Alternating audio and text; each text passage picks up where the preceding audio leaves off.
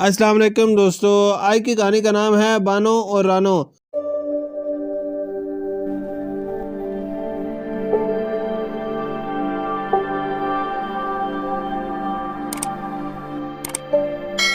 बानो और रानो नाम की दो लड़कियां थी। वो दोनों अच्छी सहेलियां थी। बानो और रानो दोनों एक ही मोहल्ले में रहती थी, लेकिन बानो स्कूल और घर के हर काम में दिलचस्पी लेती थी। वो थी भी बहुत ज़हीन और अक्लमंद, जबकि रानो आराम पसंद और थोड़ा बेवकूफ़ और कम अकल थी।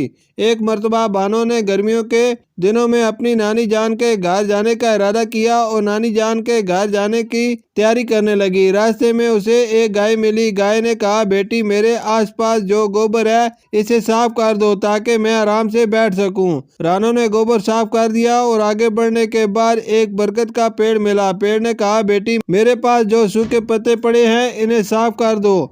लोग मेरे साय में बैठकर गंदगी फैला जाते हैं। बानो ने सूखे पत्ते साफ कर दिए। अब वो आगे बढ़ने लगी तभी उसे एक पत्थर मिला। उसने कहा, बेटी, यहाँ मेरे चारों तरफ जो टुकड़े पड़े हैं इन्हें साफ कर दो। बानो ने इसे साफ कर दिया और वो अपनी नानी जान के घर पहुंच गई। वहां जाकर उसने अपनी बूढ़ी नानी जान के कामों में हाथ बटाया। जब बानो अपने घर वापस आने लगी तो उस नानी जान ने उसे बहुत सारे तोहफे दिए। वापस आते वक्त उसे वही पत्थर मिला जिसके चारों तरफ टुकड़ों के बजाय सोने की ईंट पड़ी हुई थी। पत्थर ने कहा, बेटी, तुम जितनी चाहो ईंट ले लो। बानो ने कुछ ईंटें ले ली और आगे बढ़ने लगी। फिर उसे बरगद का वही पेड़ मिला। रानो ने पेड़ के कहने पर उसकी शाखों से लटके हुए कीमती कपड़ों में से कुछ कपड़े ले लिए। अब बानो आगे बढ़ी। उसे वही गाय मिली। गाय ने कहा, बेटी, तुम जितना चाहो इतना दूध पी लो और ये मीठा भी साथ ले जाओ। बानो इस तरह अपने घर वापस आ गई और सभी बातें उसने अपनी सहेली रानो को बताई। रानो ने भी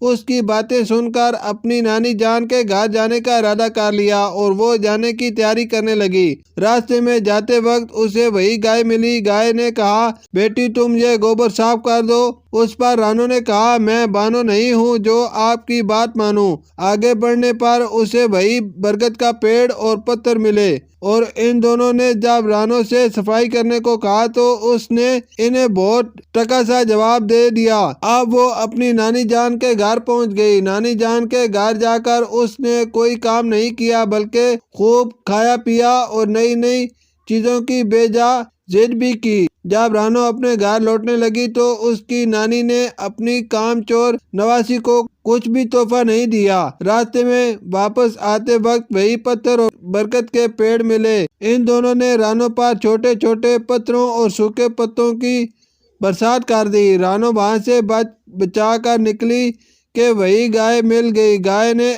ऐसी जोर की लात मारी कि वो दूर जा गिरी।